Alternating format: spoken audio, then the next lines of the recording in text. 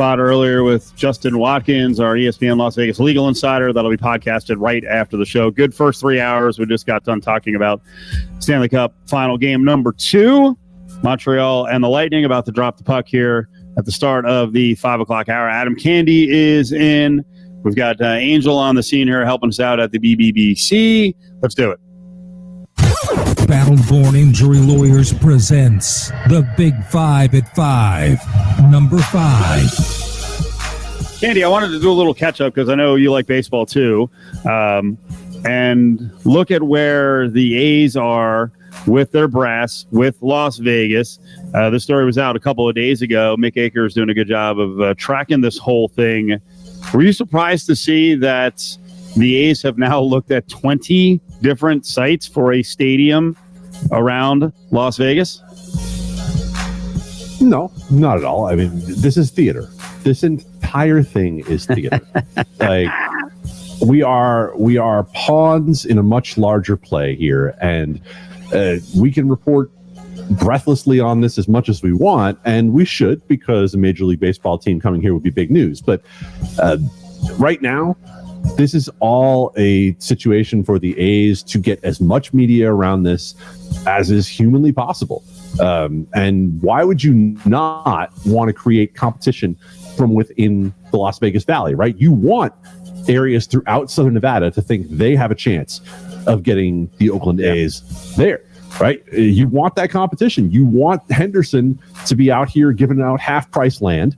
You want North Las Vegas to be out here doing what it did with Faraday Future and trying to give away the keys on a tax deal. Like, you want these jurisdictions thinking they have a shot, so of course you're going to talk about having 20 different sites. Were you surprised at some of the areas that were mentioned?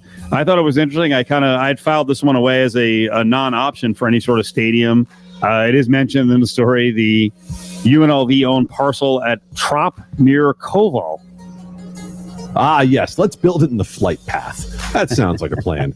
Come on. Stop with that. Stop with with that parcel.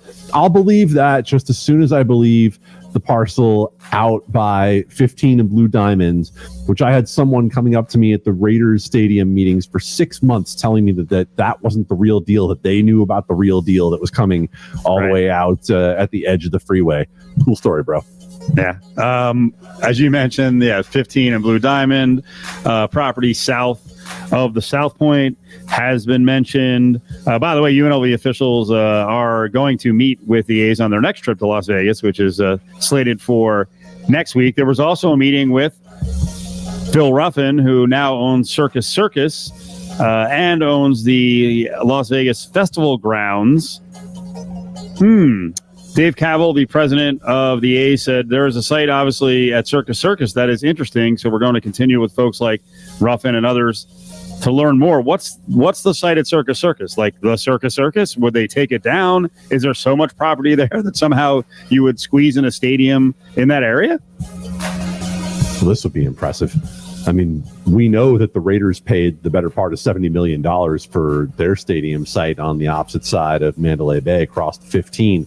I wonder how desperate Clark County is to get someone onto the North Strip, that, what this deal could end up looking like. Of course, Clark County doesn't control the land. It's a private deal, et cetera, but there are ways to grease the skids on these things.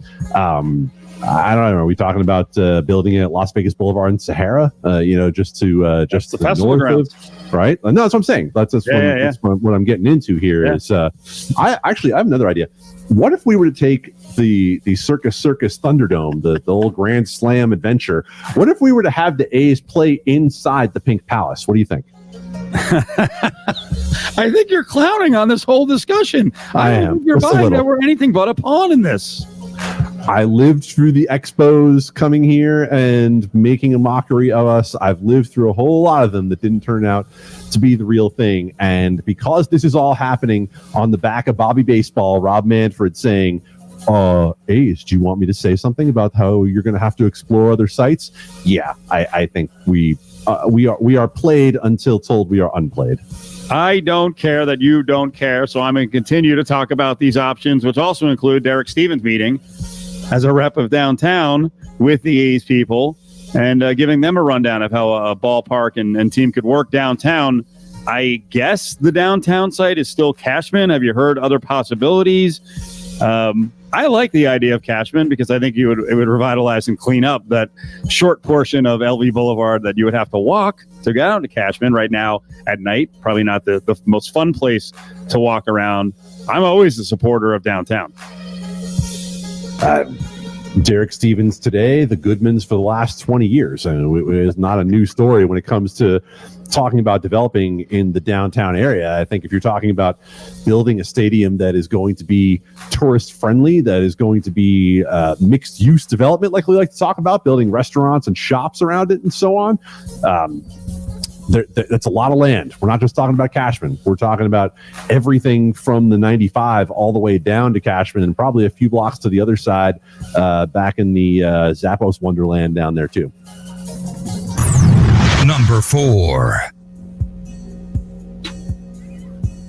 Are we going on like a week now of Scottie Pippen talking and people reacting? Yes. So it started out with Pippen getting after Kevin Durant. Durant then flamed through him and brought up exactly what we did on this show when these comments first came out, when Pippen was saying, Durant is no LeBron. Durant came back with, who are you? You wouldn't get off the bench in a key spot because you got all mad because the play wasn't drawn up for you. So Kyrie went after him.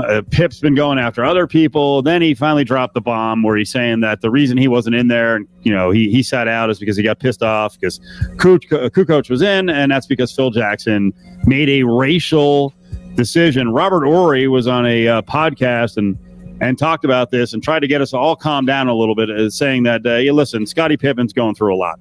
Well, I'm going to give him a pass right now. Yeah. I know I shouldn't, but I will because I've lost a child, so I know how your mind can work at times. So I'm going to just sit back and, till he comes out and gives a statement of what's going on with him or whatever not. So I'm not going to judge the man because, right now he might not be in a good place mentally. Okay. How about the Phil Jackson is a racist part? I played for Phil. I don't think Phil is racist. He said some stuff before that kind of, I had to check him on it, but for me, I don't think he's racist. I just think, Before we move on from that, is there anything specific that you ever remember Phil saying that you were like, because you said you had to check him a couple times, so I don't know if anything stood out. And we were in a huddle, and Phil was like, you need to know the sound of your master's voice. And I looked at him, I was like, whoa, we don't do that. I'm from the South. And he was like, no, I don't mean like that. I mean like that. I mean like, whoa. And I knew what he was trying to come across as saying, because in the arenas, you need to understand and hear the person that's trying to lead you. You need, and I understand. I said, but there's certain words you can use, and I'm like, we ain't that close yet. Okay, Candy, does that change anything for you on what Pippen was saying that Kukoc was chosen to take the shot? Pippen then got mad, sat on the bench because it was a racial decision.